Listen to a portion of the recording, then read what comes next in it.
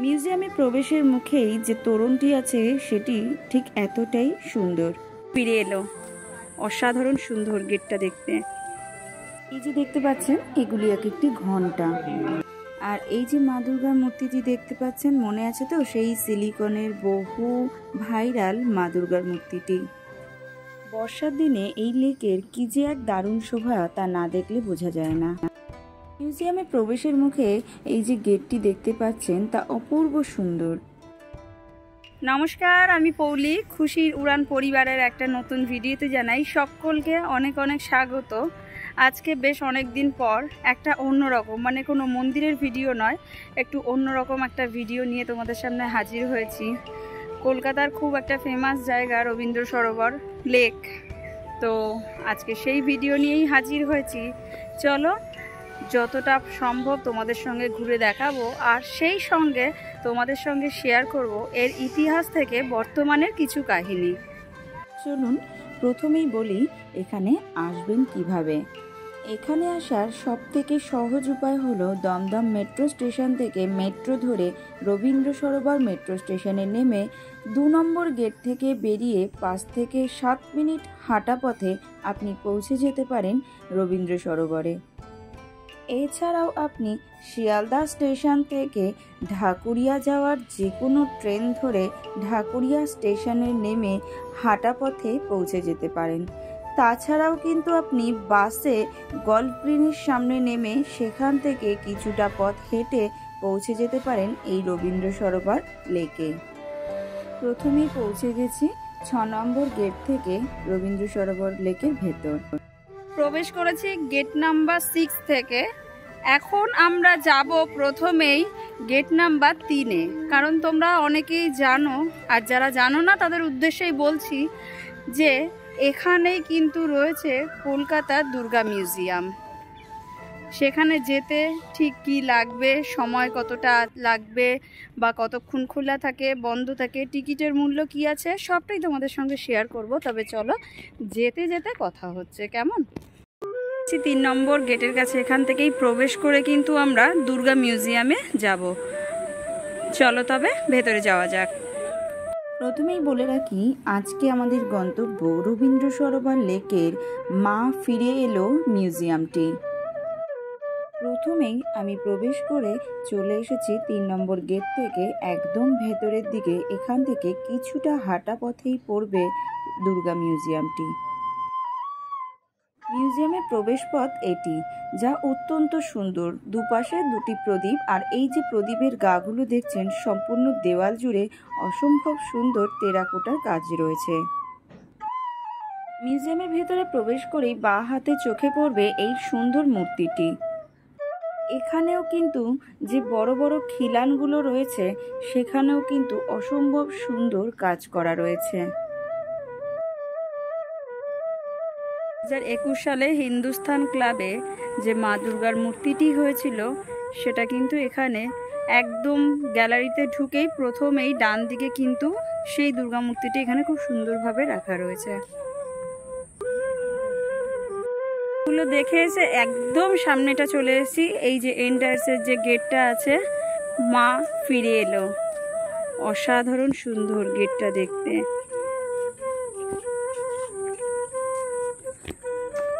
আজ আপনাদের ঘুরিয়ে দেখাবো এখানকার অন্যতম সৌন্দর্য দুর্গা মিউজিয়াম, যার নাম মা ফিরে এলো।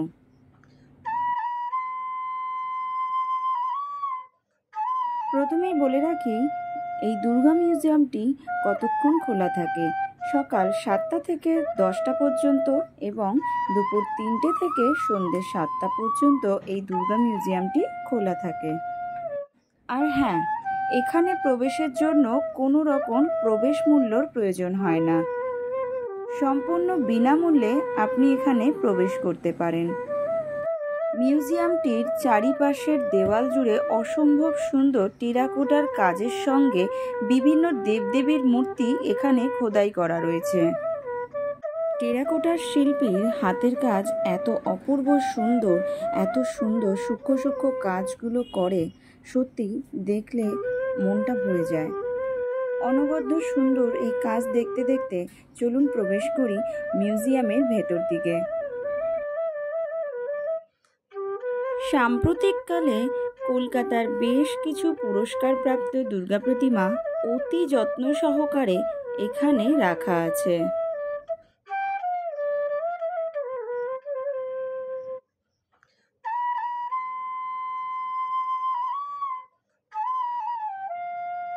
এই যে প্রতিমাটি দেখতে পাচ্ছেন, আলিপুর ৭৮ পল্লীর ২০১৯-এর দুর্গা প্রতিমা এটি। ঠিক তার পাশে রয়েছে আলিপুর ৭৮ পল্লীর আরও একটি দুর্গা প্রতিমা।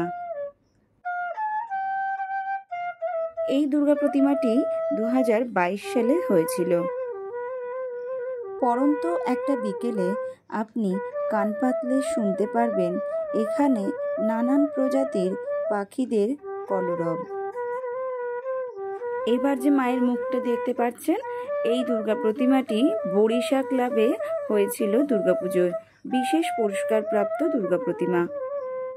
এই যে অপূর্ব সুন্দর দুর্গা মূর্তিটি দেখতে পাচ্ছেন, এটি ৭৪ পল্লী খিদিরপুরের দুর্গা প্রতিমা। ২০২০ সালের এই প্রতিমাটি। বলে রাখি, যেহেতু এখানে বিশেষ পুরস্কারপ্রাপ্ত প্রতিমাগুলি রাখা হয় অতি যত্ন সহকারে, আর ঠিক সেই জন্যই কিন্তু বিভিন্ন সময় প্রতিমা এখানে পরিবর্তন হয়। দুর্গাপূজা বাকি এখনও প্রায় ২ মাস, কিন্তু তার আগে যদি এত সুন্দর সুন্দর মা দুর্গা দেখা যায় তাহলে কতই না ভালো লাগে, তাই না? এই দুর্গা প্রতিমাটি নিশ্চয়ই আপনাদের সকলের মনে আছে। ওই যে সেই বহু ভাইরাল সিলিকনের মা দুর্গা। ২০২৩ সালের নপাড়া দাদাভাইয়ের সঙ্গে এই দুর্গা প্রতিমাটি তৈরি হয়েছিল। মূলত আমরা বিভিন্ন সাজে মা দুর্গাকে দেখতে পাই বছরের ওই একটি সময়, শরৎকালে। বছরের অন্যান্য বাকি সময়গুলো আপনি যদি সুন্দর সুন্দর মা দুর্গা দেখতে চান তাহলে কিন্তু অনায়াসেই চলে আসতে পারেন এই দুর্গা মিউজিয়ামে। এখানে আসলে আপনার হয়তো শরৎকালের মা দুর্গা দেখার সেই স্বাদ হয়তো মিটবে না, কিন্তু কিছুটা হলেও মায়ের মুখখানি দেখার স্বাদ একটু হলেও কিন্তু আপনার মিটবে। আরও একটি তথ্য আপনাদের দিয়ে রাখি, ২০১২ সালে যে বৃক্ষ গণনা হয় তাতে প্রায় ৫০টি প্রজাতির বৃক্ষর সন্ধান এখানে পাওয়া যায়।